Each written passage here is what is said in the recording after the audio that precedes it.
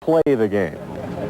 Oh, it's a high intensity. It's kind of get your spine starts tingling, and you can literally feel it, and you can really feel the sensation going down your back. Well, I grew up, as an Alabama fan in Birmingham, watching the game, going to Legion Field, and being able to play in the game is just really something special to me because it's something that you dream about as a kid. Playing against guys that that you played against in high school that you know well, you really want to perform at your best, and you know that all eyes on you, Alabama alumni and just eyes around the world, and just want to do your best. This game is a game where you throw everything away and you go. It doesn't matter what your schedules have been or what your records are. It's my last Auburn game. This is a game I have to live with the rest of my life. It's a game, each year you've always just lived with 365 days a year, around, but this one will be the one I have to live with the rest of my life. So I want to go out with a win over Auburn. This game is, it's the biggest game of the year. It means so much to everybody that's closely associated with this, both teams. It's, people say it doesn't make a season, and it shouldn't. And one game shouldn't make a season, but it has a lot to do with people's attitudes, how people feel after, during the off season.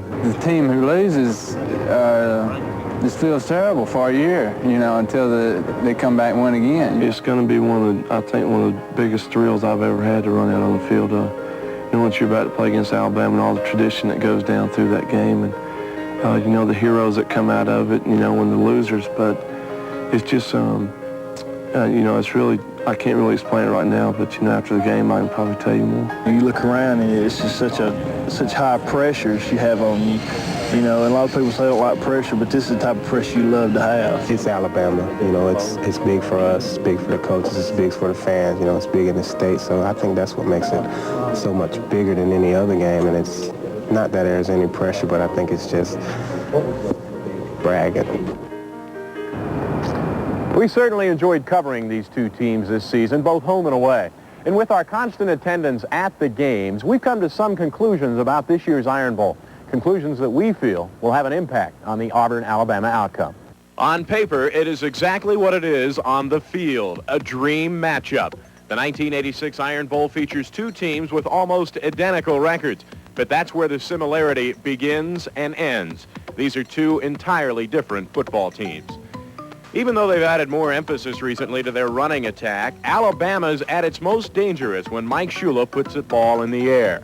All you have to do is watch the last 58 seconds of last year's game to see that.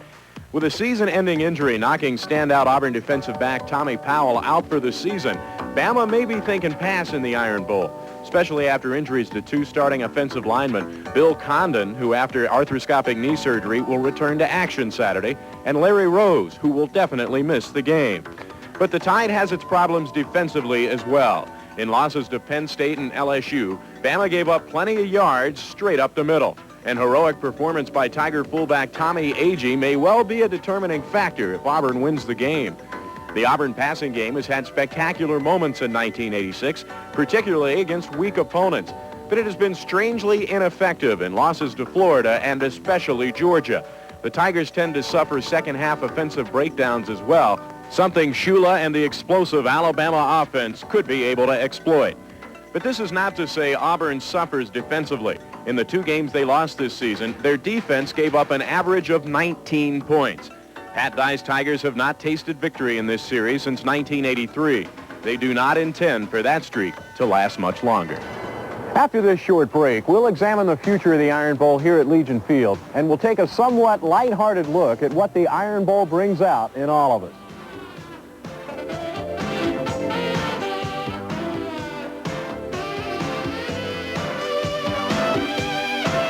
Act of the state legislature encouraged Alabama and Auburn to begin playing one another beginning in 1948. The Iron Bowl has become a Birmingham tradition. But Auburn, with a vastly enlarged stadium looming in its immediate future, has been making loud noises about moving the game there every other year. Supporters of that idea claim that Legion Field is not a neutral site. And when Auburn is the home team, they're still playing on Alabama's sometime home field. As Cynthia Pryor reports, the big loser in the matter could be the city of Birmingham itself. The Alabama-Auburn matchup is to Birmingham what the Macy's Day Parade is to Thanksgiving Day. It's tradition, something that has always been held here. but that could change over the next few years. That's because Auburn is considering moving the Iron Bowl to their turf. That's when Auburn is the home team. To the city of Birmingham, the loss of the Iron Bowl means more than just the loss of a fantastic football game. It means the loss of mega bucks, money the city has come to look forward to and depend on as well. It's a great deal for this city in many respects. Of course, there's the economic impact of it. There's the pride we have, and a university with one of the finer traditions in football, playing here, and the fact that many people view Birmingham as a second home. To give you an idea of just how important the Alabama-Auburn matchup is to Birmingham, it brings about 75,000 visitors to the city every year and has an overall economic impact of about $16 million. So you can bet Auburn officials realize the impact such a game would have on the city of Auburn. In fact, Auburn is currently constructing a new multi-million-dollar stadium to accommodate larger crowds. Auburn officials won't comment much on the predicted move, but Alabama officials say they're satisfied with things the way they are, with the Iron Bowl being played in Birmingham. My assumption would be that we would continue on indefinitely this way. That would be my hope and my own plan. One other factor expected to affect the future of football in Birmingham is the possibility of a football program being formed at UAB. Right now, there's a move underway to get a bill passed through the Alabama legislature that would allow for the formation of a football team here at UAB. However, there is also a move that would require all Alabama-Auburn matchups to be played in the Magic City as well. So, to a large extent, the future of football in Birmingham depends a lot on what the Alabama legislature decides during its next session. Anyone who lives in this state knows just how difficult it is for Alabama fans and Auburn fans to peacefully coexist, especially in the fall and particularly this week before the annual showdown. You can believe that the Alabama and Auburn jokes have been dusted off and giving a pretty thorough workout over the past 2 weeks. And you can also believe that the folks in the souvenir shops have been doing land office business. And as Michael Jones reports, there is something uniquely Alabama about it all. Perhaps only in the state of Alabama can you find stores that exclusively sell souvenirs for its major football schools. There is, of course, the usual shirts, but there is also what could be called insult merchandise. For instance, in the Bama Fever store, there are these witty bumper stickers. There are also Auburn, or rather All-Brun keychains. Notice the way the keys are hooked on. And no doubt a Bama fan would say the keys fit the ignition of a John Deere tractor. And there are these Auburn coffee mugs.